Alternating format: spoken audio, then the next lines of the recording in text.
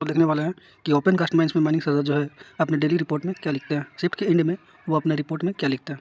तो यहाँ देखिए हेडिंग में क्या दिया हुआ है कि daily report of inspection by sardars of open cast working of a mine under regulation 129 sub regulation 8 of the CMR 2017। ठीक है, ये हेडिंग हो गया रिपोर्ट लिखने का ओपन कास्ट माइनिंग में, ओपन कास्ट माइंस में माइनिंग सरदार का डेली रिपोर्ट का।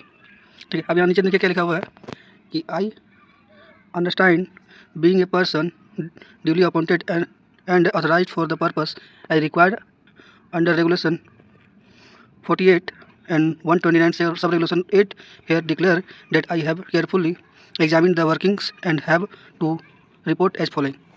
मतलब कि माइनिंग सरदार जो है वो घोषणा कर रहा है कि वो ओपन कास्ट माइंस में ना क्या क्या देखा क्या नहीं वो उस रिपोर्ट में लिखने जा रहा है। वो किस रेगुलेशन से है, तो रेगुलेशन 48 एंड 129 की सब रेगुलेशन 8 से लिया गया है।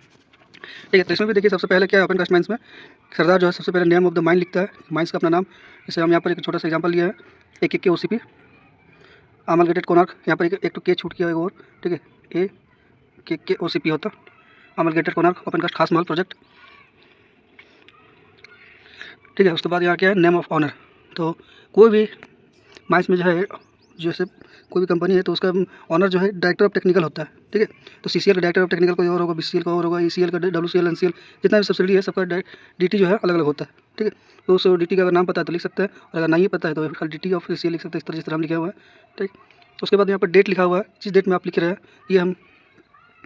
ये जो वीडियो है आज हम बना रहे हैं तो आज 20 तारीख है, तो 20 तारीख को हम लिख रहे हैं, तो इसलिए डेट लिख दे 20 फरवरी 2026। उसके बाद देखिए शिफ्ट लिखा हुआ है, शिफ्ट एंड शिफ्ट आवर्स, जैसे अंडरग्राउंड माइंस में था उसी तरह इसमें भी है, शिफ्ट लिखना है, शिफ्ट आवर्स लिखना है।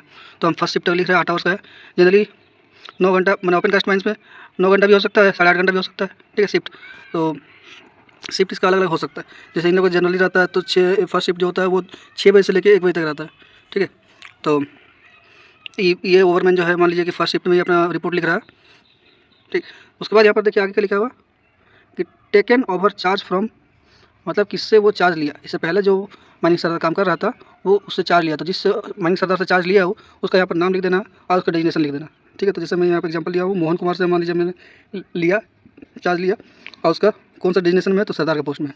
ठीक है, कब लिए, तो 6:30 बजे, और डेट यहाँ पर लिख देना 20 फरवरी 2026। ठीक है, कहाँ पर लिए, तो वर्किंग प्लेस। ये जो लाइन है यहाँ पर पूरा से यहाँ तक लिखने का है। ठीक है, आप ये मत समझिएगा कि वर्किंग प्लेस के लेफ्ट साइड में ही लिख सकते हैं, इधर भी यहाँ भी लिख सकते हैं। ठीक है, यहाँ तक बस समझ में आ गई। फिर से रिवाइंड करते हैं कि सबसे पहले ओपन कास्ट माइंस में माइनिंग सरदार क्या लिखता है अपने रिपोर्ट में, अपना नेम ऑफ माइंस लिखता है।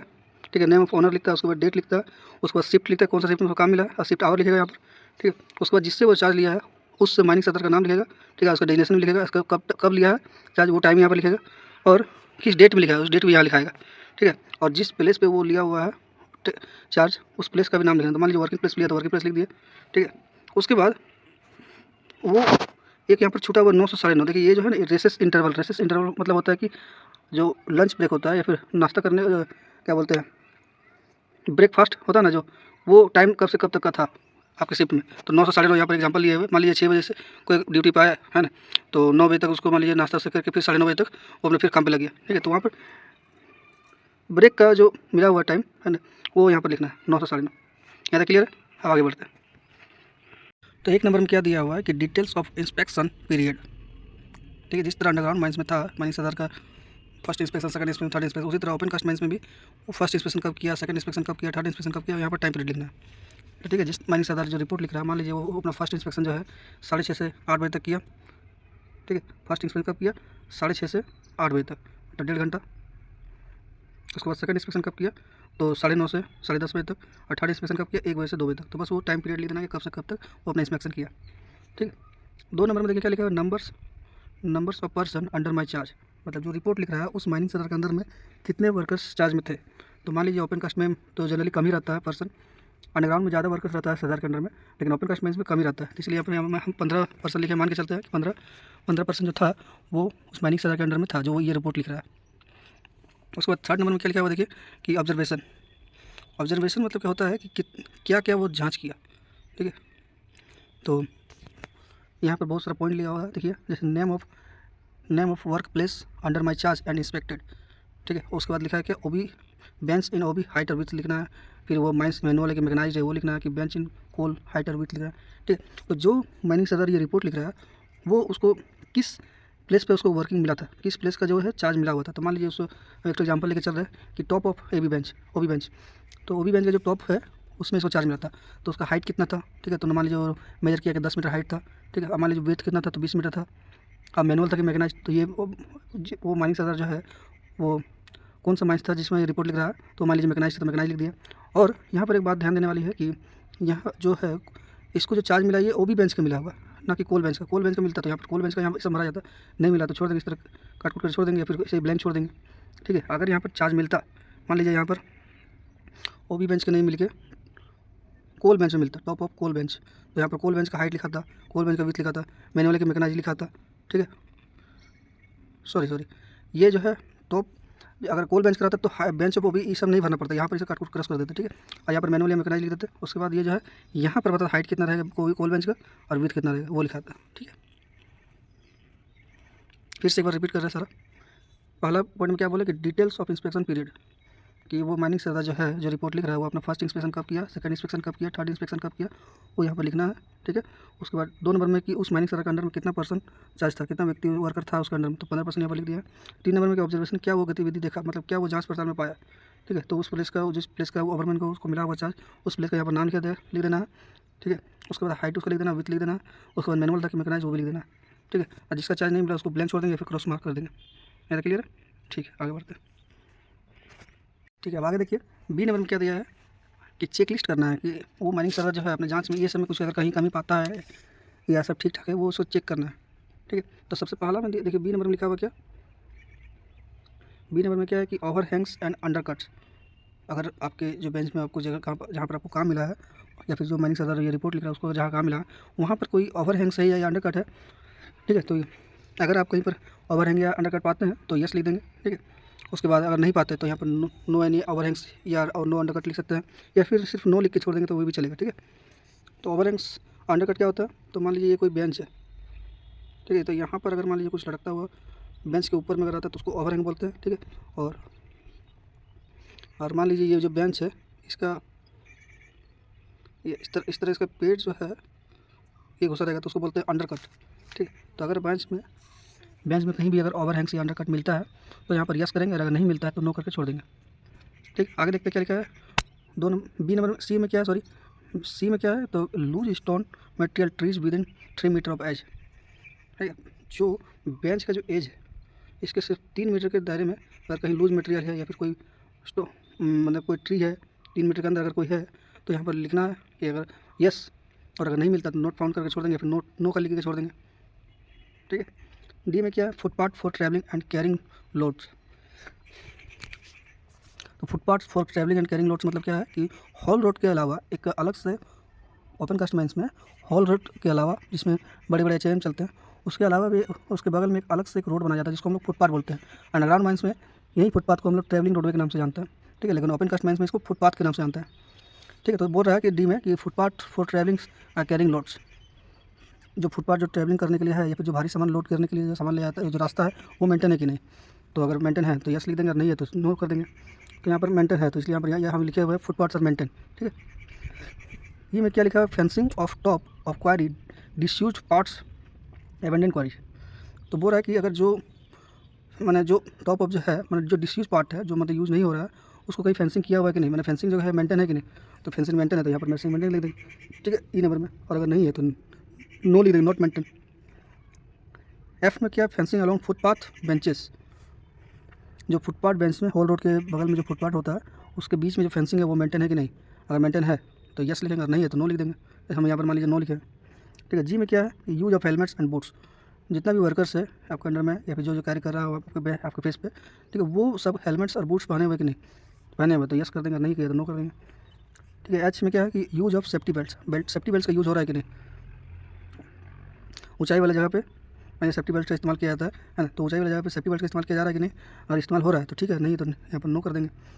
आई में क्या है कि condition of HEMM dumpers and excavators ETC, जो कंडीशन ऑफ HEMM है बड़े बड़े डंपर्स का जो है उसका टायर ठीक है कि नहीं है ना, टायर पंचर हो गया कि या फिर कोई भी कुछ भी तरह का अगर प्रॉब्लम आता है तो नो यस यहाँ पर लिखेंगे, यस लिखेंगे, अगर प्रॉब्लम यहाँ पर लिखेंगे, और अगर ठीक है तो यहाँ पर गुड कंडीशन लेकर छोड़ देंगे, ठीक है। आगे क्या लिखा है जे में कि dressing of sides of benches, sides जो है प्रॉपर्ली टेस्ट है कि नहीं, तो ये है तो इसको डन कर देंगे, छोड़ देंगे, ठीक है। अगर नहीं है तो यहाँ पर नो लिखेंगे। के नंबर में क्या लिखा हुआ कि danger to stability of benches, benches में कहीं स्टेबिलिटी में कहीं खतरा है क्या? अगर खतरा है तो यस करेंगे, नहीं है तो नो कर देंगे, छोड़ देंगे। ठीक, आगे हम लोग देखते हैं कि एल में क्या लिखा हुआ, maintenance and condition of haul roads. Haul road जो है मेंटेनेंस गुड कंडीशन में है कि नहीं, तो वो लिखना है एल में। तो यहाँ पर हम देखें कि मान लीजिए मानिक सादा जो रिपोर्ट लिख रहा है वो देखा गुड कंडीशन में, मेंटेन गुड कंडीशन, तो यहाँ पर लिख देगा। ठीक है, उसके बाद क्या है एम में कि danger to stability of overburden dumps, जो ओबी जहाँ पर डंप किया जा रहा है वो उसका स्टेबिलिटी खतरे में नहीं है ना, तो अगर खतरे में नहीं है तो नो लिखेंगे, अगर है तो यस लिखेंगे। मान के चलते कि नो मैं नहीं था, जो ओवरबर्डन जो है जो जहाँ डंप कर रहा है वो भी उसका स्टेबिलिटी खतरे में नहीं है, तो यहाँ पर नो लिख के छोड़ देंगे। ठीक है, एन में क्या है कि adequate lighting arrangement at the area his control, मैंने उस मानिक सादा जो रिपोर्ट लिख रहा है उसके अंदर में जो लाइटिंग है वो मैंने पर्याप्त मात्रा में लाइट मिल रहा है कि नहीं, अगर मिल रहा है तो यस करेंगे, नहीं मिला तो नो करेंगे। आगे क्या है कि डस्ट, ओ नंबर में क्या है, dust control measure provided and implement, dust control करने के लिए जो है ओ नंबर में क्या है कि डस्ट कंट्रोल करने के लिए जो है प्रोवाइडेड इम्प्लीमेंट किया जा रहा है, मतलब कहाँ पर वाटर स्प्रेइंग करते हैं हम लोग, क्या करते हैं कि डस्ट को कंट्रोल करने के लिए हम लोग क्या करते हैं, वाटर स्प्रेइंग करते हैं। तो कहाँ का वाटर स्प्रेइंग किया क्या नहीं, एट वर्किंग प्लेस पे और एट हॉल रोड पे, तो अगर किया है तो लिख देंगे वाटर वाज स्प्रेड, और हॉल रोड में किया कि नहीं तो यहाँ पर लिख देंगे वाटर वाज स्प्रेड, अगर नहीं किया तो नॉट लिखेंगे, नो लिख के छोड़ देंगे। ठीक है, इसके बाद आगे क्या है देखिए, deficiency observed if any give details remedial measure action and taken gifts taken in shift and later on. ठीक है, तो कुछ जो कमी है, अगर मान लीजिए अगर कुछ माइनिंग सादा जो कुछ कमी पाता है तो उसको शिफ्ट के दौरान भी उसको बता सकता है ना, शिफ्ट के बाद भी बता सकता है, क्योंकि ये इतना जरूरी सामान नहीं है। ठीक है, इसमें अगर कहीं कमी पाता है तो ये शिफ्ट के दौरान भी बता सकता है, शिफ्ट के बाद भी बता सकता है, इसमें कोई ज़्यादा खतरे की बात नहीं। तो उसमें से ये क्या क्या सामान है, फर्स्ट एड किट हो गया, फर्स्ट एड स्टेशन हो गया, रेस्ट शेल्टर हो गया, ड्रिंकिंग वाटर हो गया। ठीक है, तो मान के चलते कि first aid kit and first aid station available, तो अवेलेबल लिख दिया। रेस्ट शेल्टर है कि नहीं आपके जिस फेस पर आप काम कर रहे हैं वो आजू बाजू में रेस्ट शेल्टर है कि नहीं, है ना, तो अवेलेबल है तो अवेलेबल लिख देंगे, नहीं है तो नोट लिखेंगे, नॉट अवेलेबल।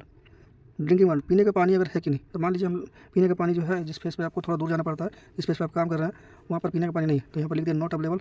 तो एक्शन क्या किए, तो एक्शन लिखना पड़ेगा, रिपोर्ट टू सुपीरियर पे, सुपीरियर सदर कौन होगा, तो मैंने ओवरमैन।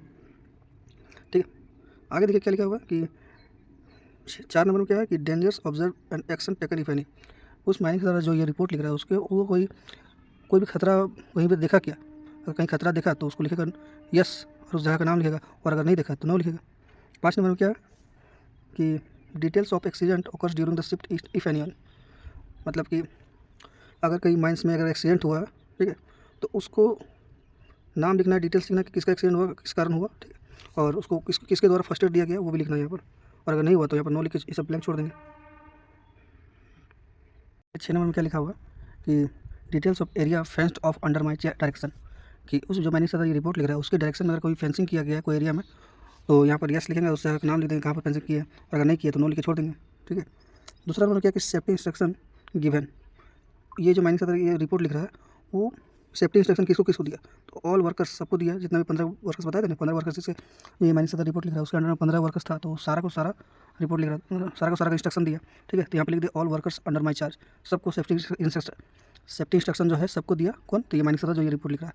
ठीक है, 7 नंबर में लिखिए क्या लिखे, एनी अदर रिमार्क्स, ये जो रिपोर्ट है इसमें जो मान लीजिए कोई अगर कुछ छूट गया है और वो माइनिंग सदर को लग रहा है कि ये होना चाहिए था, तो वो अपने यहाँ पर रिमार्क में लिख सकता है, नहीं अगर कुछ है सेफ्टी ऐसा कुछ भी कोई भी ऐसा बात, तो ये दोनों में जहाँ पर लिख सकते हैं, और अगर नहीं है तो नो, कुछ नहीं, ब्लैंक छोड़ देंगे। ठीक है, और लास्ट में यहाँ पर क्या लिखा हुआ देखिए, I understand hereby certified that I have written the above report after making through inspection handed over charge to Mukesh Kumar sardar at 2:30 PM time on 20 February 2026, working place date 20 February 2026, time 2:45, and यहाँ पर जो signature दे दिया है, ठीक है, यहाँ पर सरदार का नाम। तो यहाँ पर क्या है समझिएगा बात को कि हम लोग यहाँ पर देखे थे टेक ओवर, शुरू में देखे थे, है ना, अब यहाँ पर क्या है हैंड ओवर। ठीक, ये जो माइनिंग सदर रिपोर्ट लिख रहा है, इसके बाद भी तो कोई माइनिंग सदर आएगा ना, तो वो जिसको ये टेक ओवर कर रहा है तो यहाँ पर उसका नाम लिखाएगा, ठीक है, टाइम लिखाएगा कब उसको टेक ओवर किया, मतलब उसको जो माइनिंग सदर आने वाला है उसको कब किया, मान लीजिए मुकेश कुमार नाम है, मुकेश कुमार को जो है उसका डेजिग्नेशन लिख दिया, उसका नाम लिख दिया, ठीक, कब दिया, तो 2:30 बजे तक मान लीजिए दिए, ठीक, कौन सा डेट में दिया, तो 20 फरवरी उसी के डेट को दिए। ठीक है, और उस जगह का नाम लिखा जहाँ पर वो इसको टेक ओवर हैंड ओवर किया, तो वर्किंग प्लेस में ही किया, और फिर यहाँ पर डेट लिखेंगे और टाइम लिखेंगे। ठीक है, अब यहाँ पर सिग्नेचर करेंगे, वहीं जो इस रिपोर्ट को लिख रहे थे वो यहाँ पर सिग्नेचर किए, और फिर यहाँ पर उसका नाम लिख देंगे और सर उसका डेजिग्नेशन भी लिख देंगे। ठीक, आगे देखते क्या लिखा हुआ। आगे लिखा हुआ यहाँ से 4 cases in which the person making the examination is unable to write and the report is written on his behalf by a competent person so authorized by a manager, regulation number 249. I understand hereby certified that I have written the above report in the presence of and the direction of, यहाँ पर blank जगह है, and read over to him his language. He has put his left thumb impression in my presence. फिर यहाँ पर date लिखा हुआ, time लिखा हुआ, सिग्नेचर लिखा, डेजिग्नेशन लिखा हुआ। मतलब कहने का मतलब कि जो माननीय सदर ये रिपोर्ट लिख रहा था, मान लीजिए वो अनपढ़ है, लिखने में असमर्थ है, तो वो मैनेजर के द्वारा कोई कॉम्पिटेंट पर्सन से जो रेगुलेशन 249 में दिया हुआ उससे ये रिपोर्ट लिखवाएगा। ठीक है, उसका यहाँ पर डेजिग्नेशन लिखाएगा, उससे सिग्नेचर लिया जाएगा, किस टाइम पे लिख रहे हैं और उस डेट का लिखाएगा। ठीक है, और वहाँ पर इसका सिग्नेचर भी रहेगा, जो ये रिपोर्ट कॉम्पिटेंट पर्सन जो ये रिपोर्ट लिख रहा है जिस माननीय सदर का। फिर आप लास्ट में क्या करेगा, उसके सामने ये पढ़ के सुना देगा। उसके बाद वो जो माननीय सदर अनपढ़ मतलब जिसका ये लिखा रहा है वो यहाँ पर लेफ्ट थंब LTI मतलब होता है लेफ्ट थंब इंप्रेशन। ठीक है, उस माननीय सदर यहाँ लेफ्ट थंब इंप्रेशन का थंब का रहेगा, इंप्रेशन रहेगा। ठीक है, फाइनली यही तक था हम लोग का ओपन कास्ट माइंस में माननीय सदर का रिपोर्ट लिखने का काम। ठीक है, तो हम एक बात बताना चाहते हैं कि जो तो मैं एक चीज़ बता देता हूँ कि ये जो ओपन कास्ट माननीय सदर जो अपना रिपोर्ट लिख रहा है, इस पर 3 माननीय सदर का नाम मेंशन किया गया। पहला जिससे वो टेक ओवर चार्ज लिया, जैसे मोहन कुमार जो सरदार था, जो पिछला शिफ्ट में जो काम कर रहा था वो माननीय सदर से शिफ्ट लिया, तो उसका यहाँ पर नाम लिख दिया मोहन कुमार शर्मा। ठीक है, उसके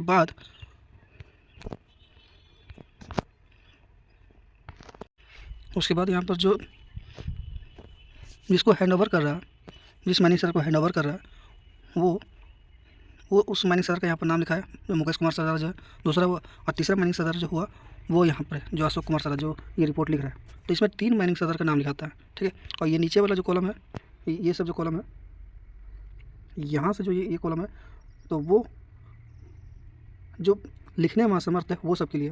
ठीक है, तो जनरली देखा जाता है तो अभी लगभग सब पे एजुकेटेड ही माननीय सदर बनता है ना। पहले में क्या होता था कि वो एक्सपीरियंस बेस पर ही मैंने अनएजुकेटेड को भी माननीय सदर के पोस्ट में काम कर मिल जाता था, लेकिन अभी क्या है कि लगभग सभी माननीय सदर जो है एजुकेटेड आते हैं। ठीक है, तो ये जो कॉलम है ये सब भरने की जरूरत नहीं। और एक बात बता देता हूँ मैं कि जितना भी चाहे ओपन कास्ट वाला माननीय सदर का रिपोर्ट हो, चाहे अंडरग्राउंड का माननीय सदर का रिपोर्ट हो, ठीक है, तो इसमें क्या पूछा जा रहा है बस यही क्वेश्चन आता है एग्जाम में। CIL का एग्जाम में क्या होता है कि क्या क्वेश्चन पूछ रहा है, बस यही क्वेश्चन जो है एग्जाम में पूछा जाता है। ये भरते कैसा है वो एग्जाम में नहीं आता है, क्योंकि हम लोग जानते हैं कि जो CIL का एग्जाम होता है वो ऑब्जेक्टिव टाइप होता है, MCQ होता है। ठीक है, तो MCQ में मान लीजिए पूछ देगा कि बताइए इनमें से कौन जो है माननीय सदर ओपन कास्ट अपने रिपोर्ट में मेंटेन करते हैं। तो मान लीजिए होल रोड मेंटेन करने के लिए बात है, ये आ जाएगा। ठीक है, होल रोड मेंटेन करने की बात आ जाएगा, या फिर मान लीजिए ओवरबर्डन डंप करने की बात आ जाएगा, स्टेबिलिटी जो इसका, ठीक, रेस्ट शेल्टर की बात आ जाएगा, और ऑल ऑफ देम आ जाएगा, तो ऑल ऑफ देम मार देना। तो इसी तरह का आएगा, जो इसमें है बस वही सब पूछेगा।